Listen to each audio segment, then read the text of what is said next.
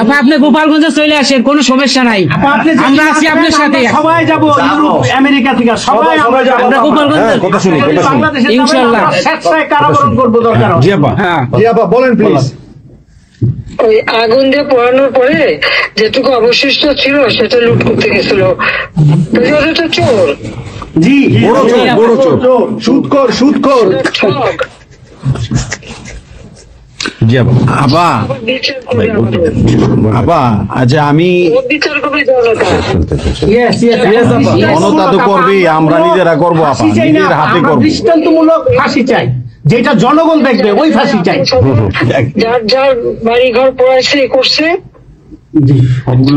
আপা দেশের থেকে সব গরিব মানুষ এখন গ্রামে যাচ্ছে, খাবার পাচ্ছে না, কিচ্ছু পাচ্ছে না, খুব কষ্টে আছে সাধারণ পাবলিক, খুবই খারাপ আপা।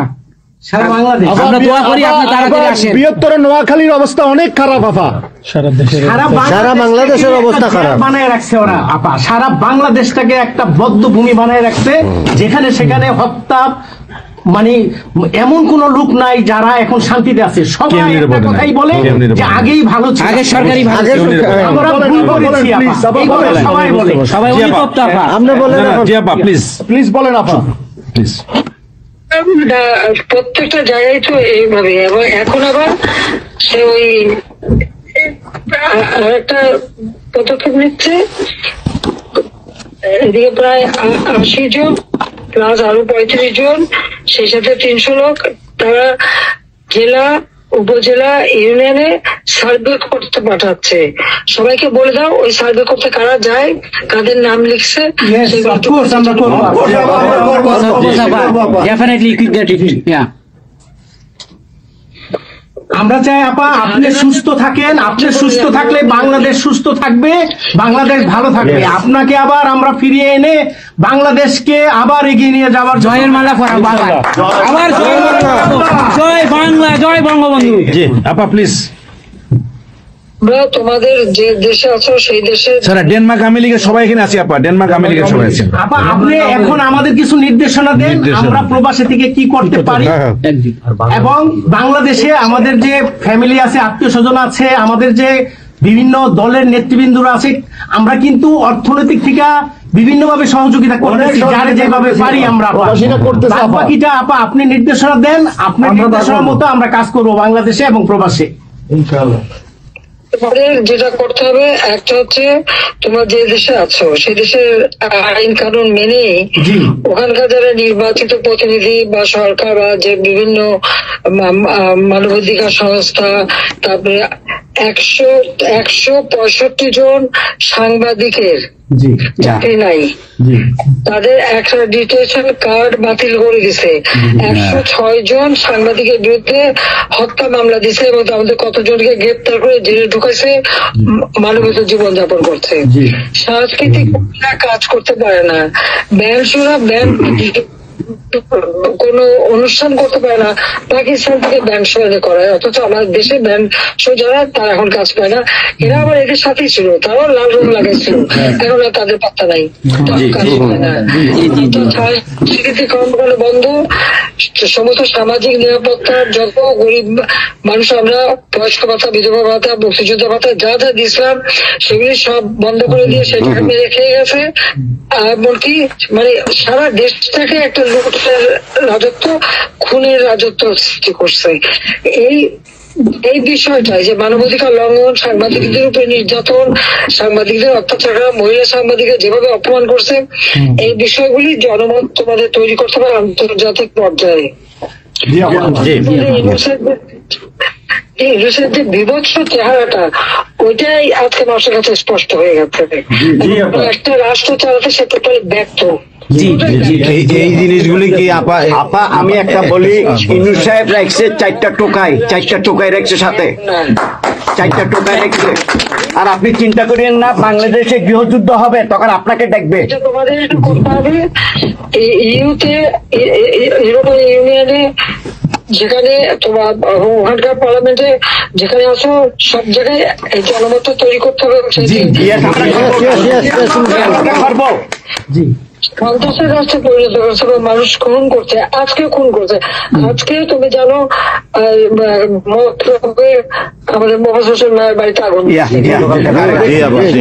খুন এগুলি সে করে বেড়াচ্ছে এবং সমস্ত এই ইচ্ছা মতো। কাজে তোমরা এই বিষয়গুলি তোলো, আর আত্মীয় স্বজন বন্ধু বান্ধব পরিচিত জানাচ্ছে খুবই কষ্ট আছে, যাদেরকে সাহায্য করো। মামলা দিয়ে দিয়ে আমাদের নেতা কর্মীদের চরম হয়রানি করে যাচ্ছে, তাদেরকে সহযোগিতা করা, এই যে আইনজীবী ঠিক করা এবং আন্তর্জাতিক ভাবে কিভাবে মানে এদেরকে সব জনমত সৃষ্টি করা এবং সরকার যে অপকর্মগুলি করছে সেগুলি তুলে ধরা, এই কাজগুলি তোমাদের আমরা করবো। আবার একটা জিনিস একটু সন্দেহ লাগতেছে আপা, তাদের সাথে তোমরা থাকবা, কাজ করবা, আর দেশের ভিতরে মানুষকে যে এই সরকারকে না তাহলে দেশের মানুষের মুক্তি দেয় করবে। হ্যাঁ আপা, আমি একটু একটা কথা বলতে চাই। একটা জিনিস একটু সন্দেহ লাগতেছে যে পাকিস্তান থেকে যে শিপের মধ্যে কতগুলি কন্টেইনার আসলো, এটা কেন এবং এত দ্রুত ওরা কিভাবে পাকিস্তানের সঙ্গে ব্যবসায়িক সম্পর্কটা গড়লো? কারণ এইটা তো কোনোদিন ছিল না বাংলাদেশে, ৭১-এর পরে এটা হয় নাই আপা। এখন এইটা নিয়ে আমাদের আপনি তো অবশ্যই আপনি অনেক কিছু অবগত আছেন, এটা আমাদের জানার প্রয়োজন। এই তথ্যটা আমাদের বের করা উচিত, যে কোনো ভাবে গোয়েন্দা বলেন, যে কোনো ভাবে আমাদের তো কিছু না কিছু আছে, এদের মাধ্যমে এই জিনিসটা আমাদের খুবই দ্রুত বের করা উচিত। এরা কি মনে করতেছে, মনে হয় সম্ভবত ভয় পাইতেছে যে আমরা হয়তো দেশে একটা অরাজকতা সৃষ্টি করুম, ওরা একটা গৃহযুদ্ধের প্রস্তুতি নিতেছে, আমার কাছে সন্দেহ। ওইখানে দুইজন যে মাল ডেলিভারি করে ওই জায়গাতে কন্টেনারের ওইখানে 2টা লোকের চাকরি চলে গেছে।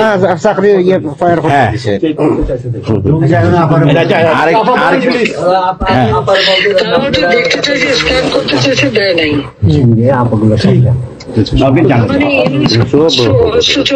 সাথে জড়িত।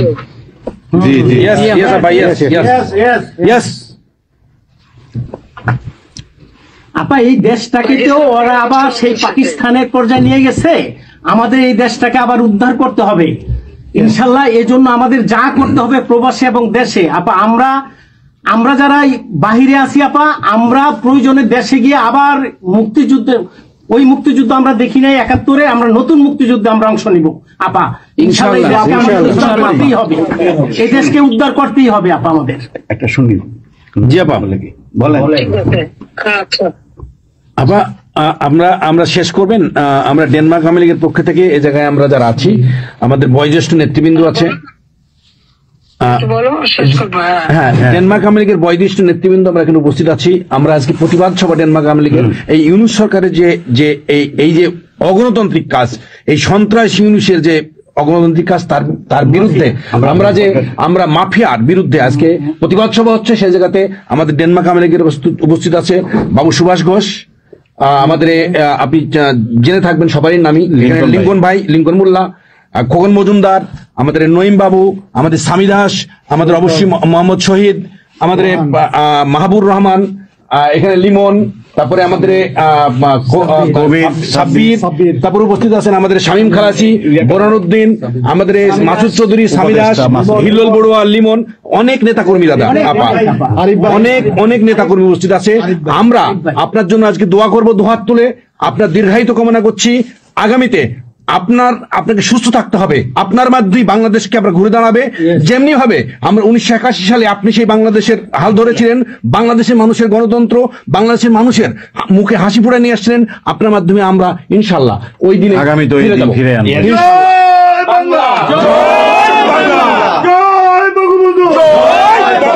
শেখ হাসিনার সরকার বারবার দরকার, শেখ হাসিনার সরকার, শেখ হাসিনার ভয় নাই, রাজপথ ছাড়ি নাই, শেখ হাসিনার ভয় নাই, শেখ হাসিনার সরকার বারবার দরকার, শেখ হাসিনার সরকার বারবার দরকার।